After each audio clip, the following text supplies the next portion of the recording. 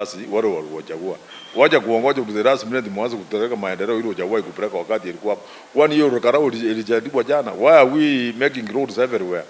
Why are we making student mpaka maji mpaka port mnaleta? Kwani hiyo maji ya Ol Kalou ilikuwa hapo jana? Mbona walienda kuongoja mpaka walete port mpaka ukiara kumbe ndio waanze kuja kuleta port hapo? Mbona wao wanajua hiyo mahali inatakana ikuwe na samaki? Mbona hawakuleta samaki waweke hapo? It's good that hiyo samaki sasa walikuwa wanaleta gari ikaanguka kwa barabara samaki watu wakakula.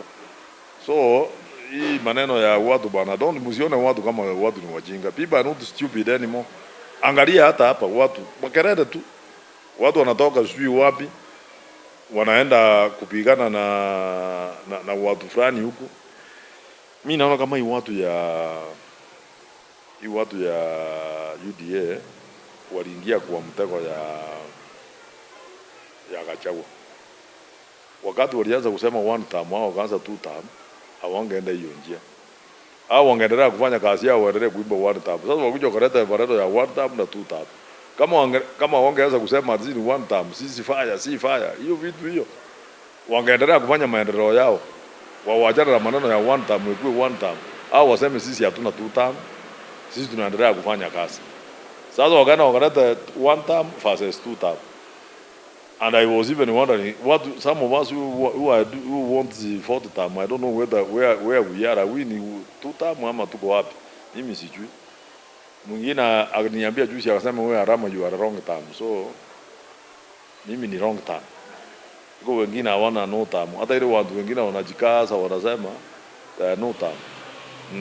Watu watu kazi you will be there for years. Nobody will tell you one term, two or three or four. Ukifanya kazi yako ni hivyo. Kama hujafanya na unajua tukiambia watu tukisema mtu atakuwa one term. Mtu atakuwa one term. Wakenya wamjua uwarevu watakula pesa yako hawatakupea kura. Na hiko mtu mwingine ameandika kitabu mmoja nimeona inaanza kuhusu how to eat money from a politician. How to eat money from a politician and vote the right way. Hiyo kitabu sasa ndio tunataka ipelekwe kila mtu. Na unajua imetoka si uongo. That book is there. I bought one. Pale Enco niliona wakisema kwamba they'll be making a major political decision. What's your take on that? Political decision? Yeah, that's what he said. Unajua nani waje kuambia wanasiasa sisi ni watu tunaongea unajua they didn't know what to say because they lost. Hata kama ingekuwa wewe hiyo pesa wote walipewa which I'm not sure whether that money was used kama walipeana yote. Najua na sakuta hiyo pesa pia imechotwa na wanasiasa hiyo wamekula. So kama tulikuwa tunaongea unaona mdosi president wanasema tunataka milioni 10 tunaenda anapeana, tunataka milioni 20 wanaenda anapeana. Alafu wamepoteza. You know nobody will talk to the president because that time when they are there already were campaigning, I'm sure they were talking to the president freely. Lakini hai wameshindwa. Maybe mdosi wamepiga simu achukue. Nataka tuende Ol Kalou way kupiga kura chunga. Mtu asikudanganya atipiga kura enda nyumbani. Hatutakubali hiyo. Waza watu yangu mimi nataka kuita mkutano kubwa sana next week. Nitawaita mkuja hapo. Nitawaambia 2027 tukipiga kura msiende nyumbani. Chunga. So watu wakipiga wanakuwa huko around wachunge. Watu wakileta fujo vile wanataka kuleta tupambane nao. Unajua by the time raia wanatoka nje kuenda kuchunga kura namna hiyo, they don't have faith in the government. Hiyo ndio kitu moja inatakana mjue. They don't have faith in the government. No. Why do we have a problem in this country? Ya watu wanataka 24,000, let's just start 4,000. Wale walipiga sijui walikuwa wangapi? You know the 8 million people 8 million people didn't vote. Hatujajua ni kwa nini hawakupiga. Those people are going to vote now. The difference between kura ya William Ruto na Raila, it was 234,000. Very small margin. So when you have 234, unaenda uangalie kura ya hii ifanya kashinde imetoka wapi. That's why William is having a lot of difficulties in ruling this country. He didn't steal the votes, hakuiba. Alishinda lakini with a very small margin. Karibu sana. Karibu hapa hoteli yangu inaitwa Sanford. Tumeona wacha tukuje tuongee kidogo tu kuhusu hii maneno mnaona inaendelea Kenya hii. Kwanza naona hii mahali inaitwa Ol Kalou tumaliza kura, na sisi tunataka kushukuru watu wa Ol Kalou sana kwa sababu wamefanya kazi mzuri. Kazi mzuri wamefanya ni kwamba imeonekana sasa Kenya hii ya kwamba si lazima ukuwe na pesa, si lazima muungane kwa watu ndio upate kura. Ile maneno ilikuwa imeendelea huku Ol Kalou ilikuwa ni maneno mbaya sana. Kulikuwa na intimidation, ulikuwa unaona watu wanatembea na mapumduki, watu wanatembea na maaskari kila mahali, watu walikuwa wanapeanwa vitu mingi kuanzia mitungi ya gas, mattresses, kuja mabarabara kutengeneza. Lakini at the end of the day watu walisimama kitete wakasema kura lazima watapigie mtu wanataka. Kwa hivyo watu wanatoka Ol Kalou, congratulations, you did very well kuonyeshana kwamba kuwa na pesa. Unajua of late nilikuwa nimeona viongozi wengi wakitembea wanajidai ya kwamba hao wako na pesa mingi kuliko watu wengine. So hii pesa kama iliwekwa Ol Kalou na ile vitu iliwekwa mingi hapa, understand they spend not billions, but at the end of the day unaona watu wamechagua kiongozi yao. Mimi nilikuwa nimewaita pale kwa ofisi yangu juzi nikawaambia ya kwamba hii maneno inaendelea Ol Kalou ni mbaya, wacha watu waende wauze sera. Unajua kwa sababu hii watu walienda wanaanza kufanya vitu mingi, wananchi ya huku chini si wajinga, wakajua hii tunataka kudanganywa, kuongwa ndio tuchague the wrong candidate. But I'm sure now yule amechaguliwa anaitwa Kamau, that's the right candidate, amechaguliwa na raia. And the margin, you can see the margin of yule alishinda na yule alishindwa. Hata nikawaeleza siku ile nikawaambia candidate ya UDA ndiye atabeba hiyo kiti. Ya not UDA but DCP. Nikawaambia candidate ya DCP ndiye atabeba. Nikawaambia UDA itakuwa namba 2. Nikawaambia Jubilee where I belong itakuwa namba 3. And that's what happens kwa sababu sisi tulikuwa tumeona watu wanasema hapo. Kwa hivyo mimi nataka kuambia Wakenya mahali wako wacha tuige mfano ya ile watu ya Ol Kalou walifanya. Pesa ikiletwa nyinyi enda mkure, lakini piga kura kwa ile mtu mnajua atakuja kuletea maendeleo. So ndio nikawaita leo nikasema wacha tukuje tuongee. Ati unaenda kupigania ati unataka kutoa mtu kiti, sisi tunasema ikifika 2027. Lakini at the moment wale wako including myself tutaendelea. Ikifika wakati ikikuwa declared vacant, kila mtu ajimwage kwa kiwanja waende waseme ni nani, watu waende watafute viti. So hii maneno ya watu kuenda kuongea maneno mara unaona watu wanakuja leo wanasema ati wewe unapiga mtu fulani, that is not the right thing to do. The right thing to do, wacha tufanyie wananchi kazi, na hiyo imeonekana kutoka Ol Kalou ya kwamba kama umefanya kazi raia watarudisha kura. Hii maneno mingi ya kufurutana ya kuleta security kile nilikuwa nimeona unaleta, what is the purpose of members of parliament from other counties kuja in another county kuja kusema chagua huyu? Ile watu wanajua. I agree with the Rigiji mliona aliambia Kang'ata wewe kama Murang'a wacha sisi iko watu ya Nyandarua wanajua mashida yao, and that's why people elected that person. Hii maneno ya watu kutoka county nyingine kwenda kwa county nyingine kwenda kurasimisha watu watipiga kura hapa ama mtu fulani ameshindwa kufanya kazi, hiyo si kazi ya mtu anatoka kwingine. Kila mtu aende kwao, kila mtu aenda aongoje. Lakini kupeana advice from here is not bad. Lakini kwenda kusema vile nilikuwa naona watu wanatembea huku Ol Kalou, that was wrong. Na wananchi walikaa wakasema kiongozi yetu lazima tumojogoe sisi wenyewe. 35,000 votes against 5. Na ile vitu yote ilifanywa hapo, watu wameamuka. Na mimi nataka kuambia watu waamuke, never be intimidated, don't be bribed, go and elect the correct leaders. Vile watu ya Ol Kalou wamefanya, wametuonyesha mfano mzuri. Kwa pale Ol Kalou na tulikuwa tumeelezewa, watu wengi walikuwa nafahamishwa wala wapiga kura, mkishapiga kura muondoke muende nyumbani. Lakini wengi walisalia pale kwa muda mrefu sana ili kuchunga zile kura. Na mambo yote ilikuwa inaelekea vizuri. Kulingana na mtazamo wako pale Ol Kalou, jinsi wananchi walibehave wakati walikuwa wanapiga kura, ungependa kwa shauri namna gani? That is the way to go. I've already said. Kwa sababu when you find a government bringing more than 1,000 security to come and keep peace in one constituency, a constituency which is not violent. Those people they were not violent. What they were saying is that iko watu wanataka kwenda kuvuruga uchaguzi, wako na makaratasi wanataka kuweka ndani ya polling stations, and it's true. Kama ile watu wangeenda vile walienda, something else would have happened. We know what happened in Mbeere. Mbeere ilikuwa worse. Sasa hapa wakajua hapa si Mbeere, ndio walikuwa hapa si tutapiga kura, hatutaleta fujo, lakini tutasimama mahali fulani tuangalie. Ukitaka kuleta fujo, tutapambana. And you know walipambana ndio wakakuja kupata ushindi. Kama wangefanya hivyo pengine saa hii tungekuwa tunaongea kwingine, because one of the things I know, the time we have now and to the next elections, mtu akitangazwa now, even if is not the winner, uende kotini 6 months, hakuna uchaguzi atafanywa, mtu atakuwa amekuwa declared. So sisi ukiona raia wameanza kusema vile wanasema pale, ni kwa sababu wameona iko shida. Hata in normal circumstances watu wakipiga kura wanaenda nyumbani, hawajawahi kwenda kukaa kusema ati lazima tujiunge. Lakini when they sense something, that's why they said that tutapiga tuende kwa barabara, hakuna gari inakubalika kupita kwenda kwa polling station, wakaenda kujiunga kura. And we are encouraging Kenyans to do that even in 2027.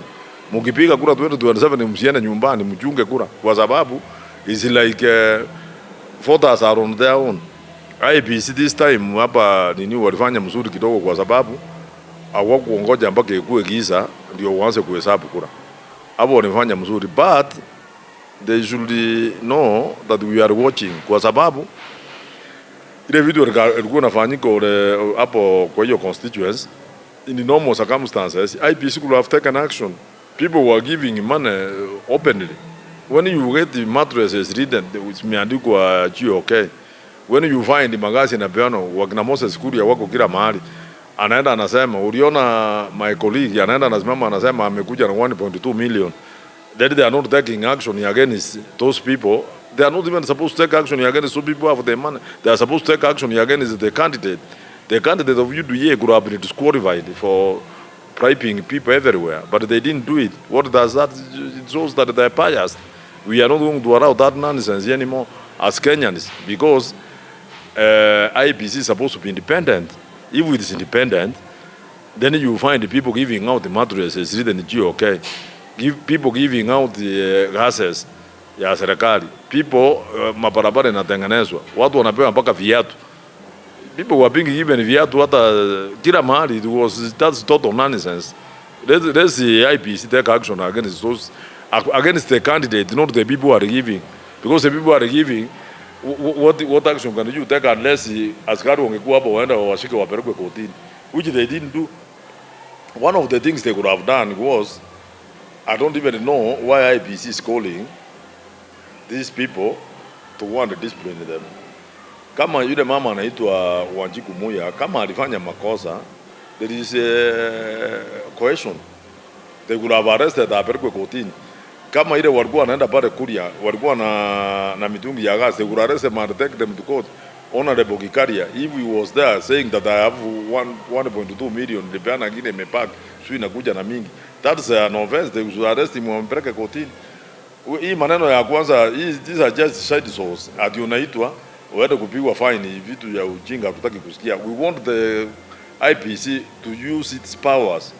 They have the powers of authorizing for so and so akuwa arrested, apelekwe kotini. Sasa watu wangekuwa kotini, hakuna hata moja amepelekwa.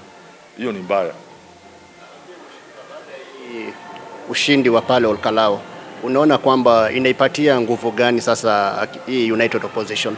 Actually, you know, I don't even know why people are talking. The win for the Kalou does not translate to the win for United Opposition. It's a win for Kenyans, for what you are Ol Kalou. At least wametuonyesha kitu moja, ya kwamba hata kama ukikuwa na pesa, si lazima ukuwe kiongozi kwa sababu uko na pesa ya kwenda kupeana. So what I'm saying is that wale watu walikuwa wanafanya zile maneno sahi wamejua ya kwamba unaweza kuwa na pesa mingi, unaweza kuwa na unatumia serikali, lakini hakuna kitu utapata. That was the government has spent billions If you ask ile vitu walikuwa nafanywa pale, budget ya kufanya hizo vitu ilikuwa wapi? Because already there is no budget for that. Na wananchi si wajinga, waliangalia wakaona we are being bribed so that we elect the wrong person. Wakasema we bribe sisi, we elect the correct person. And that's what they did. So going forward, what I'm saying, wacha serikali ifanyie watu kazi. Tulipata nafasi kama viongozi kufanyia watu kazi. Kama tumeshindwa kufanya, then we should not blame the people voted for us, including even myself. I'm here to tell the people of Nakuru Town West ya kwamba 2027 they should not elect a party. They should not elect a person because they come from a certain tribe. Let's elect the people who are going to work for Kenyans. Even Nakuru Town West nimefanya kazi mzuri, let me get elected. Kama sijafanya kazi mzuri, let them decide. That is all what we want. We don't want to start using a lot of money, bribing, kutumia serikali ati ndio kuwa elected. Hiyo ndio tu nasema. By the way, the next election, kila mtu atakuwa kwa constituency yake anatafuta kiti yake. Sasa wale wajumbe walikuwa wanaona wana brandi mabunduki huku wako na nini, watakuwa si kila mtu atakuwa kwa constituency yake 2027. Unafikiri hiyo period si itakuwa inawekwa mahali fulani atienda 2027 is different. Kila mtu atakuwa anaenda kupiga kura kivyake.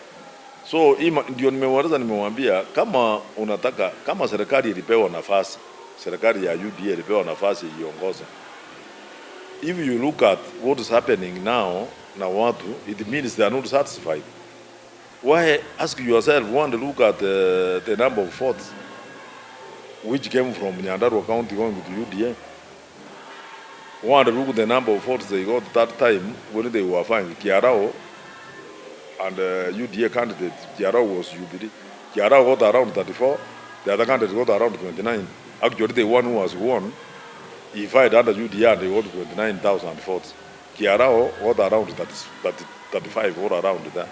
So, how come suddenly those people, they have come from 29, mpaka wameenda kwa DCP, is because they are not satisfied. People are not satisfied, and the reasons why people are not satisfied, see ati Wakenya wale wanasema UDA hawajui, they know.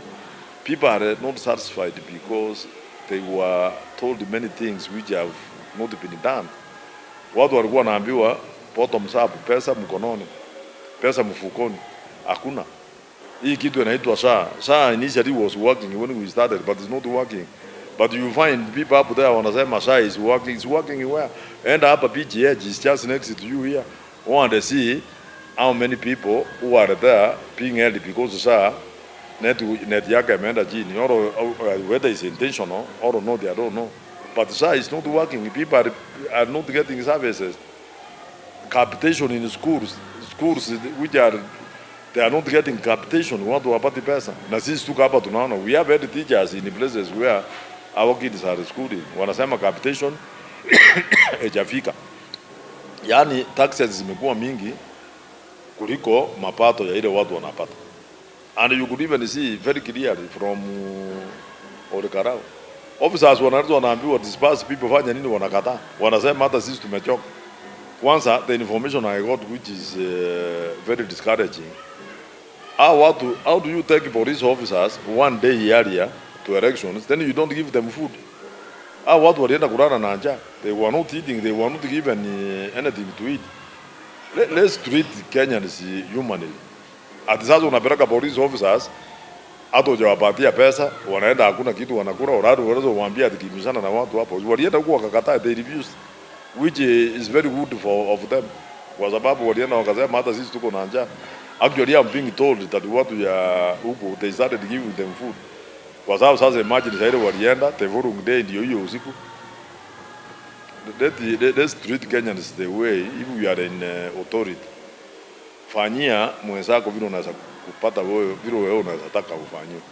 That is what's happened. Moja kuhusiana na, tukirudi pale Ol Kalou, tuliona kuna wanahabari ambao walikuwa attacked. Kuna zile gari ambazo zilikuwa nne zilikuwa zina move around town zikirushia watu canisters. Ujumbe wako ni gani kuhusiana na mambo kama hayo? Ndio nimesema, I said that was wrong. You know, don't force people to vote for you. Ongea na watu.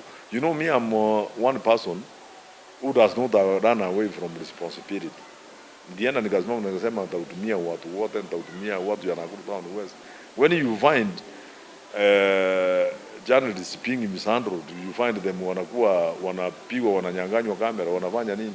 Then the government is just looking at it. That is not right. Wacha ile watu sasa, ile journalist alichapwa sio ni mtu ya NTV. NTV, they have been sitting on the fence when it has been when the government has been doing wrong things. Mpaka sasa wamefanywa, sasa ndio naona wanaamuka. If you look at what they have been writing from that time, now wanalima serikali mpaka atakuwa kuwa anafanya hivyo. So is a wake up call that ile kitu mesaka anafanywa utafanywa kesho. Mimi nataka kusema kitu kama ile watu wangekuwa magari inajulikana, it was wasi imewekwa. Hata the owners wamesema ni waheshimiwa fulani, wamesema magari fulani, those vehicles are still there. Why are they not arresting those vehicles? Siweko mwari wenyewe wakuja wapelekwe kotini waende kustakiwa. That's what I said from the beginning, that the IEBC is not doing this work. Is supposed to ask the Inspector General aenda akamata ile magari. Sasa kama wamesema gari ya mheshimiwa fulani ndiye ilikuwa hapo, si wao ndio kamata hiyo gari na driver na nani akapelekwe kotini? No, but this is above the law. We are all under the law. So hiyo ni makosa kubwa sana. Nyinyi wanapari msitishwe. We will repeat that to prevent you if anything wrong happens. So that was wrong. Tunakemea, tunasema ile ilikuwa ni makosa kubwa sana. Na watu ya interior, I was hearing the president saying that the National Police Service Commission is independent. If it's independent, why are they not arresting those people? Mliona huku Kisii kwetu mahali inaitwa Keumbu, askari walikuwa wanatembea na wauni wanapiga watu mpaka kijana moja anaitwa Mapendusi aliaga. Up to now, nobody has never been arrested. Even the people, the leadership of that area, they said ni nani alikuwa amelipa watu pesa. Wacha niwaambie wadosi, hakuna mtu anaweza toka kwake aende kufunga barabara kama hajapewa pesa. Hakuna mtu atatoka na panga na kisu na nini aende kuduga watu huko kama hajapewa pesa. So the root cause of ile video inaendelea iko watu who are behind it. Na mimi nasema those people are behind it, let them be arrested and arraigned before the court of law. So that waseme where they financing wounds like the ones we saw in Keumbu, they were being financed. Nothing has happened since that time. Some people are behaving like they are above the law. If you think you are with the system, don't think that system will be there for the rest of your life. That's what I'm saying. Me, I don't even know why Murgomen comes in. Murgomen, we have agreed and we are in agreement that the National Police Service Commission is independent. So me, I'm asking Murgomen to take action to give authority to Inspector General, so that Inspector General becomes independent. Let him arrest these people who are financing the Unism, who are financing people to want to kill each other. That's all that I'm saying. National Police Service is supposed to be independent. Let it have its independence so that we can, because we are all Kenyans. You know the problem? Nilikuwa naona mtu mwingine ananiambia ati serikali yetu tutaonana. Serikali hakuna serikali ya mtu hapa. Sisi wote ni Wakenya na serikali ni yetu. Na hii serikali is there for 5 years. If wakichukua another 5 years, they cannot exceed. The constitution says is 10 years. Sisi tutakaa kama tukinyanyamswa tuseme serikali. I can't say that serikali ni yangu ama serikali ni yetu. Even mimi na Nakuru Town West, I'm there for this time. If I'm elected next time, I will continue. But I cannot start siwezi kuwa ati.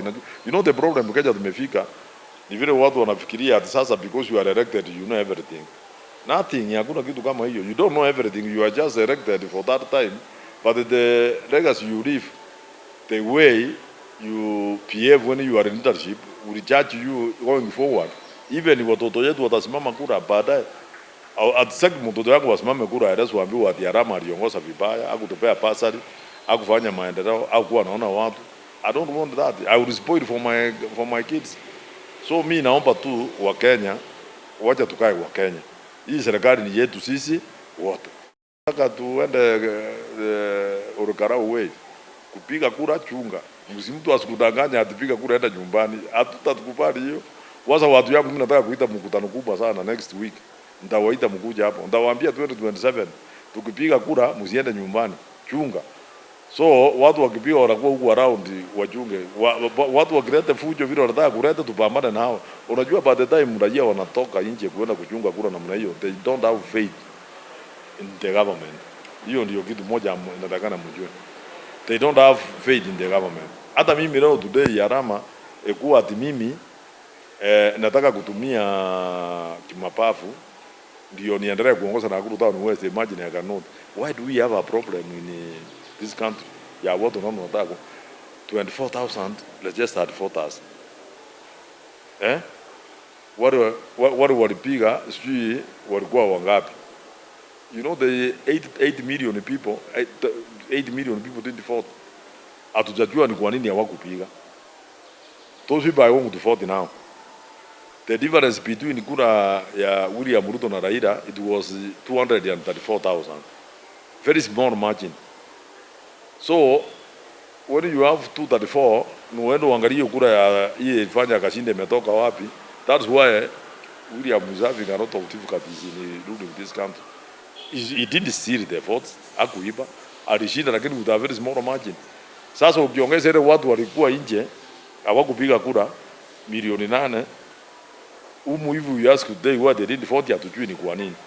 Ukiongeza na ile kura yule alishinda kidogo, so is ruling against many people who are opposed to this government. That is it. Mimi nilishinda kura with a margin of 7,000. That's why I don't have so much opposition, because when you are having 7,000 people, the difference, those are enough people. But kama ningekuwa nimeshinda na margin ya 200,000 ya maybe kura kidogo tuseme 2,000, not 200. Imagine you could be having a lot of difficulties. Hata siwezi kuja hapa kwa constituency. But me I'm one person, hata saa hii tukienda na nyinyi, let's do an example today. Mfunge makamera na nyinyi tuingie tuanze, this is my constituency. Tuanze kutembea hivi uone kama iko mtu atanipigia kelele. Watapiga magogo wanasema umeweka rami. Tukienda baadaye tulienda wapi? That is because you have the majority. This government is ruling with the minority vote win. Ile ya 234,000. Na unajua tukiambia watu tukisema mtu atakuwa one term. Mtu atakuwa one term. Mheshimiwa, nasema hivi pale katika hizi polling stations za pale Ol Kalou kama pale Huruma AC Primary, kwa naona wapiga kura wengi pale walikuwa wanalinda gate zao. Wako wanaruhusu gari yote kuingia kwenye polling station. Is that the way to go? Walikuwa nadhani gari inabeba parrot. Wanataka kwenda kustafu. I'm not saying walikuwa naye. That's what I'm telling you, when people lose trust in your government, that's why they do that. Uliona iko MCA ya huko alikuwa anaenda anapita na gari, wakamwambia hii njia siku hizi saa hii huwezi kupita, wakamwambia rudi. Akaanza kusema nini? Wakamwambia bwana, wewe una support hii serikali, unataka mtu jira support serikali hapa, wewe rudi. Walikuwa wanataka kumtandika mpaka akarudi. When people lose trust in your government, it's just like in your own house. If your wife loses trust in you, or if you lose trust in your wife, utakuwa unaenda kwa nyumba ukikuta bibi yako hata hajafika, unaanza kupiga manduru kuuliza ameenda wapi. Na that's the time you have lost trust. But if you trust your wife, ukienda kwa nyumba ukuta hayuko, utangoja akuje. Na mso ukienda ukikaa mpaka nje late, bibi yako anakuongoja ukuje hata kama ni late. Ukienda para aanze kupiga kelele kueleza kuambia wewe unatoka wapi, ujue bibi yako amelusi trust in you. The government people have lost trust in this government. That's why you can see they are taking law into their hands, because they know. Wacha nikuulize, ile watu walikuwa wanatoa mapunduki juu ya magari na magari imejulikana. If the government was truthful, they could have arrested those people at those vehicles there. Me, I have a bodyguard. He doesn't carry AK-47. Walitoa wapi? Hiyo AK-47 walitoa wapi? They were given, and then all of those people, they were more than, kila gari ilikuwa na watu kama 5 wako na AK-47. Kama ile watu wangeenda kufunga pale wawaambia mtapita. Unajua mimi free advice. Mimi ningekuwa nataka kugivu advice yangu. Hii kiti ya Ol Kalou ilikuwa ni kiti kidogo sana.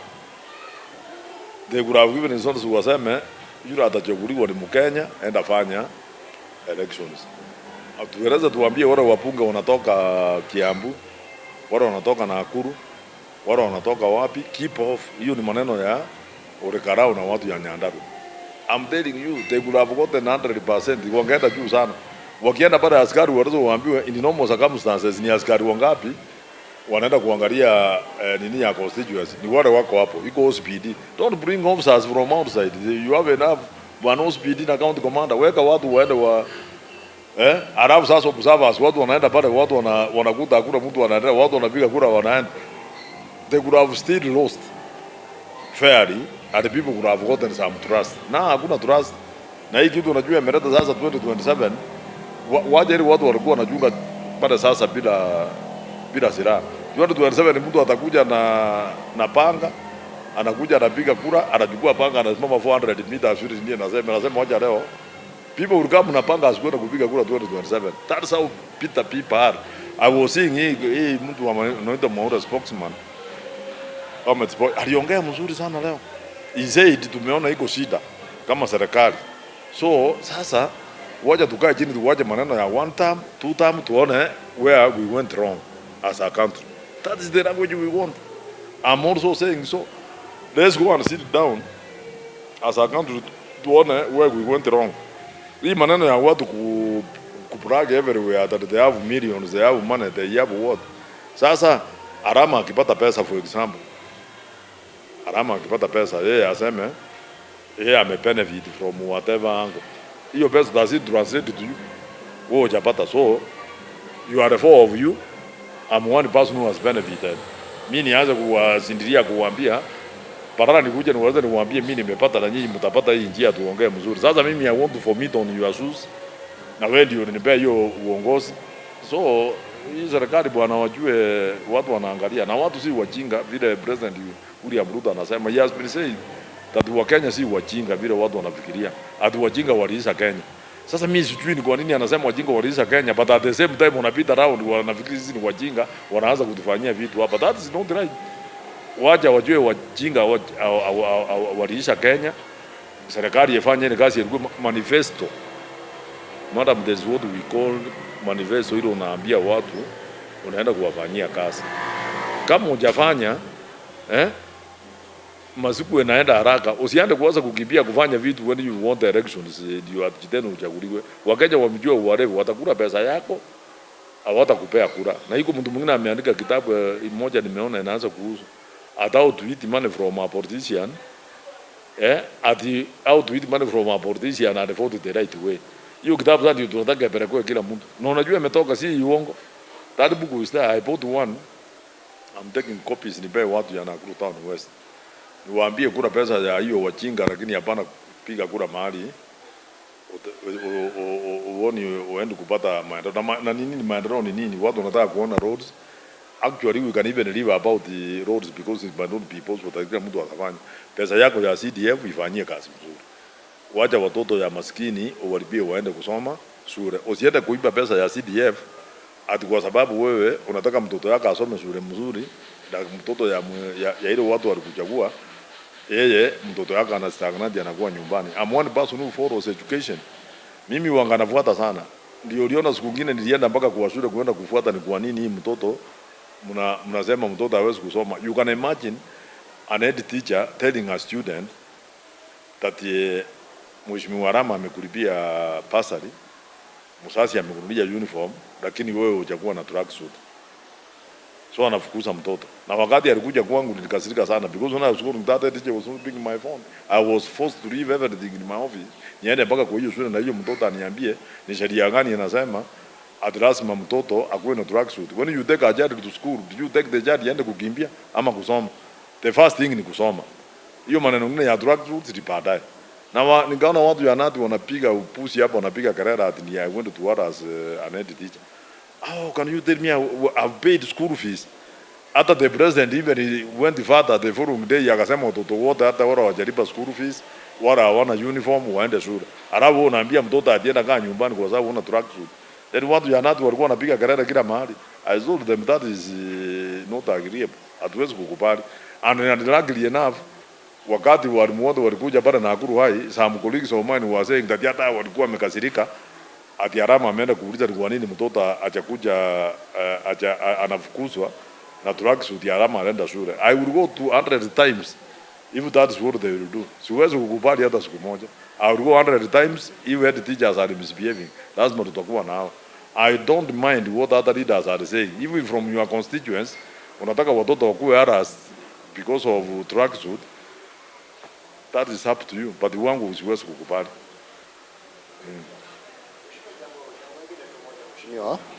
Naulizia tu hii serikali, was it so desperate? Walikuwa desperate kiwango gani kufanyia wananchi wa Ol Kalou hiyo mambo yote on last minute, na bado tukiangalia saa hizi ni mwaka moja tu kukuja na election. Unajua hii maneno ya Ol Kalou, it has turned things. Wa Kenya sasa wamejua kumbe kura yako inaweza kukufanya uchague kiongozi yule unataka kuliko saa hilo unapewa pesa ama unakuwa intimidated. That is what those people have sounded. Is an Arama. That viongozi yana mfanyie watu kazi wale waliowachagua.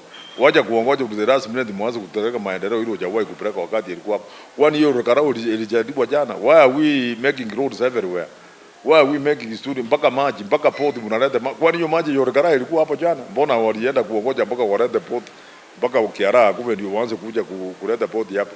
Mbona wao wanajua hiyo mahali inatakana ikuwe na samaki? Mbona wao kuleta samaki waweke hapo? It's good that hiyo samaki sasa walikuwa wanaleta gari ikaanguka kwa barabara, samaki watu wakakula. So hii maneno ya watu bana, don't msione watu kama watu ni wajinga. People are not stupid anymore. Angalia hata hapa watu makerere tu, watu wanatoka sijui wapi wanaenda kupigana na watu fulani huku. Even here we need to tell people that you work, and once you work people will see ile kazi umefanya. You don't need. Sisi tukifanya kazi ya Azimio tulikuwa na manifesto yetu ile ya papa lakini ya watu walikuwa wanasema vitu vingi, unaelezwa unaambiwa ati wheelbarrow. Sasa wacha niwaulize nyinyi, hii maneno ya wheelbarrow, umeona mtu anaongea wheelbarrow mahali, si wangeendelea na hiyo maneno ya wheelbarrow? Kama wheelbarrow ingefanya mzuri, I'm sure they would be talking about the wheelbarrow. But because the wheelbarrow walikuwa wanaambia watu ya wheelbarrow walibaki na wheelbarrow yao, you know, watu walikuwa nasema mpaka to an extent where they were thinking that walikuwa nafikiria ati serikali ikiundwa hata watu watahama hapa waende huko Nairobi kuishi State House. And I remember wakati when we finished swearing in, State House was open to everybody. Watu ya potapoto wakiingia wakasema serikali yetu, sisi tulikuwa hapo. Sasa ndio wanapiga makelele zaidi. Nyinyi, mimi nataka kuambia serikali tufanyie watu kazi wale walichagua. Mimi nikikuwa mmoja wao. Let's work for people, they will vote us. But as far as we are not working for your people, you will be voted out. Na mimi sijui ni kwa nini nitoke hapa niende in another county, niende kuambia watu vile kule wanataka kuchagua mtu gani when ya mwine Nakuru ya. Mimi uroni wote Nakuru hapa because my interest in Nakuru county. I don't have any interest out in Nakuru county. That is all. In Nakuru county I can go to any constituency and maybe contribute. Lakini kuenda constituency nyingine hiyo mimi siwezi.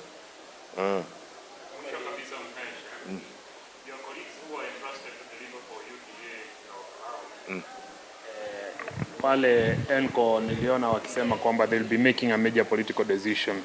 What's your take on that? Political decision? Yeah, that's what he said. Unajua nani waje kukuambia wanasiasa sisi ni watu tunaongea. Unajua they didn't know what to say because they lost. Hata kama ingekuwa wewe hiyo pesa wote walipewa, which I'm not sure whether that money was used kama walipeana yote. Unajua nasakuta hiyo pesa pia imechotwa na wanasiasa hiyo wamekula. So kama tulikuwa tunaongea unaona mdosi president wanasema tunataka milioni 10 tunaenda anapeana, tunataka milioni 20 wanaenda anapeana. Alafu wamepoteza. You don't know political to talk to the president because that time when they are there already were campaigning, I'm sure they were talking to the president freely. Lakini sasa wameshindwa. Maybe mdosi wamepiga simu achukui. What would you tell the president? Sio tamwerezo mwambie we are going to meet at the talk now. Wataanza kutafuta Kiswahili kingine tena ndio warudi kwa assistant. Nobody can talk to them. I remember wakati tulikuwa na ile by election ya London, Jubilee na UDA. Mnakumbuka ile vita ilikuwa hapa. So the president called me at around saa 4 ya usiku, wakati tumeona tunapoteza, akaniambia how is London, nikamwambia Your Excellency tumepoteza. Akasema why? Nikamwambia sasa ninajua amesema. Akasema okay sawa, akakata simu. Hatukuongea kama zile tulikuwa tunaongea zamani. Tulikuwa tunaongea how is London, nikimwambia anasema mnaongea hata kama 5-10 minutes. Alikata simu. So I could not call him again kama tumepoteza. Niende kumweleza nimwambie Your Excellency tulipoteza. Hakuna kitu wanasema. Those people saa hii wamejificha. Sasa wakati waje wakuja waongea hapo, waseme the next course of action is what? You were defeated. Just go home and relax. Mjue watu wamekataa. That's all. Hakuna kitu unaenda kuambia watu what the next course of action. Which one? Wataenda kusema nini? There is nothing they can say. Uliona Saire Gachagua alisikia wameshinda. Alitoka huku kwake kwa Munyoro na alikuwa amesema atoke 45 days sijui kama imesho. Uliona alikuwa huku anaongea kila kitu ile anataka, mpaka ametoa list ya watu wote wale wanatakana waende nyumbani. And you know what surprised me? I saw that clip. I sent it to a colleague of mine with good faith too. Ukiona ile majibu alinipatia utaona alinaweza akasema atirikiji is not God. Yaani ananikasirikia kama mimi ndio nilimwambia aende kufanya kampeni hapa. Mimi sikumtuma, lakini sasa nikaona anaongea mpaka nikasema waje. Unajua mtu anaweza kukuangukia na hasira yake kwa sababu wameshindwa. They must account. Tunaambia William Ruto, hiyo watu ulituma pale walikula pesa yako. Let them account for the money. Kama ungepeana pesa, William angeshinda kura. Hawakupeana. Ile pesa they must account for the money. Kama ulipewa milioni 20, tunataka kujua mahali ulikuwa unasimamia. Because hii watu unajua what they had done, kila mtu alikuwa amepewa ward yake na pesa yake. So me I'm asking the president to go and call those people so that they can account for their money. If ile pesa ilitumika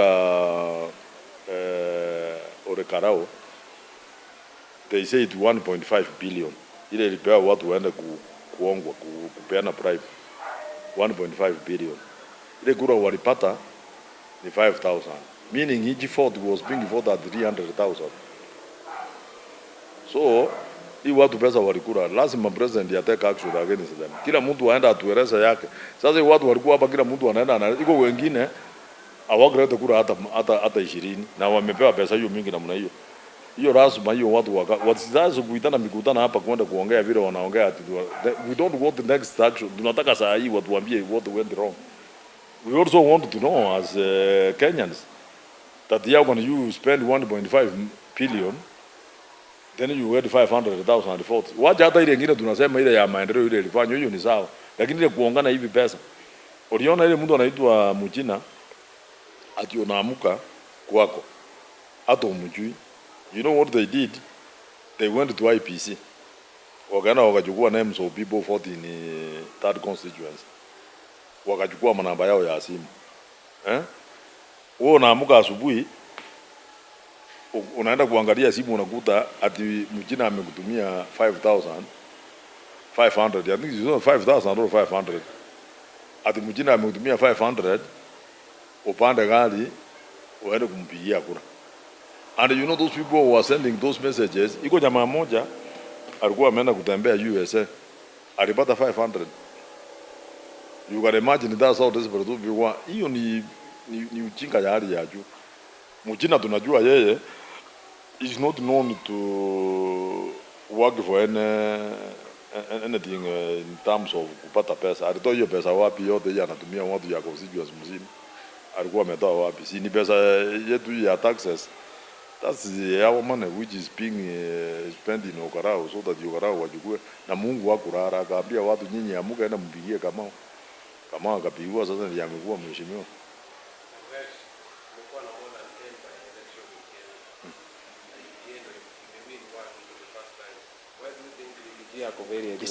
DCP. Wacha nikuambie, if that was the type of campaigning machinery, ilikuwa inawekwa ni mahali kama Mbere, tuenda hapa Western, you didn't expect the people to do anything. Hapa watu hapa Ol Kalou kama wangetoka waende kuchunga kura zao, people could have staffed the votes there na pengine wangeshinda. enda piga kura uone, enda piga hesabu ya kura uone ile yote hiyo by election imefanywa yote, na hii ingine zile kura ilikuwa inapatwa versus DCP. Piga hiyo kura yote DCP versus UDA, piga yote uone ni ngapi, atende imekuwa kura ngapi na pande hii DCP ko juu. Piga enda ona piga. In fact, if you take sampling of 3 constituencies, tupeleka Embere, Ol Kalou, na Emuri Dikir. DCP is doing at 60, these ones are doing at 32. If you add the votes, enda is in public domain. Hiyo ndio ujue iko shida. Na watu wakianza kuiba, unajua, and then mimi naona kama hii watu ya UDA waliingia kwa mtego ya Gachagua. Wakati walianza kusema 1 term, wao wakaanza 2 term, hawangeenda hiyo njia. Hao wangeendelea kufanya kazi yao, waendelee kuiba 1 term. Sasa wakuja kuleta barado ya 1 term na 2 term. Kama wangeanza kusema hizi ni 1 term, si fire, hiyo vitu hiyo, wangeendelea kufanya maendeleo yao. Wawachana na maneno ya 1 term, ikuwe 1 term. Au waseme sisi hatuna 2 term, sisi tunaendelea kufanya kazi. Sasa wakaleta 1 term versus 2 term. And I was even wondering some of us who want the 4th term, I don't know where we are we ni 2 term ama tuko wapi? Mimi sijui. Mwingine akaniambia juzi akasema wewe Arama you are wrong term. So mimi ni wrong term. Kwa wengine hawana no term. Hata ile watu wengine wanajikaza wanasema no term. Watu wanyia watu kazi, you will be there for years. Nobody will tell you 1 term, 2 or 3 or 4. Ukifanya kazi yako ni hivyo. Kama hujafanya home, if you have had an opportunity of leadership, just do it with your best. Don't intimidate people. Don't think that you can have a lot of money when you buy leadership. You can't. And you know, sometimes I see that William Ruto could be having very good intentions for this country. William Ruto might be having very good intentions for this country. But the type of people he has given the government to assist him, they have let him down completely. Saa hii tukiongea hapa leo, wale watu wako na farmers, I had some farmers from Nakuru County wengi wanakuja kuniambia hawajalipo maziwa. They have not been paid now for 1 month. Mwezi moja imeisha, hii ingine ndio inaisha. We are going KCC going back to the old days. Sasa wanasema maziwa hawajalipo. Ukienda kila mahali, then you are telling people that you want to take them to Singapore. We want Singapore ya Kenya hii bana. Watu walipe maziwa. That's all what we want. Because how do you receive milk from farmers and you don't tell them for 2 months? Ng'ombe itakula nini? Alafu unajua ile kitu tunalipu hii Kenya ni zaidi tunataka kusema ati rafiki yangu, mtu yangu. Mimi nataka tufanye analysis tuone parastatals and departments in the government which are not working, tuone who is leading where, ni nani head of those, ni nani yako hapo, ndio tujue ni kwa nini. So the president is having very good intentions for the country. The people he has put there to work for him, they are putting him down, they are not doing the right things. In the process, watu wanafikiri ni William Ruto. Kumbe William Ruto is already that he has given the people work to do. The wrong people are not doing the right things. Then people will start blaming the president because the buck stops with the president. So tunataka president pia aenda angalia aone ile watu wamepea kazi wale wanafanya, aenda achukue awafukuze. Like now, those ministers who want to fire, wanataka kwenda kusimama kura. It's high time they leave the government by now. Why are they waiting until next year? Watoke saa hii waende kumenyana huko, atafute watu watawekwa hapo wafanye kazi kwa Wakenya. So those ministers who want to fire, let him chase them away. Those people, permanent secretary, wanataka kwenda kusimama watoke. Those parastatals wanataka kwenda kufanya kura watoke. They are not assisting the president. You know me, when I talk to William and the way he explains things, in fact, he explains very passionately. But to implement on the ground has become a problem. Implementers are not that. Hiyo barabara it was a good intention, na mimi naona wanaendelea. Let's give them time. Hiyo barabara ikiisha itatusaidia. You know, mimi I've been a victim ya kulala barabara. So tukiweka hiyo mabarabara ikuwe namna hiyo, we hope that itaendelea. Nilikuwa naona wanasema we did an inspection because I sit in transport committee, na mimi naona kama wanaendelea wako sawa. Wacha tuombee serikali. Unajua serikali ikiharibika nani hiyo iharibiki mtu mmoja, na haribikia sisi wote. Wacha tuombee pia, we should not be very negative again. There's hope for the best, I can say so. Ikiisha ishara tutasema ni sawa, lakini isipoisha pia ni maswali itakuwa mingi, lakini there's hope that itaisha.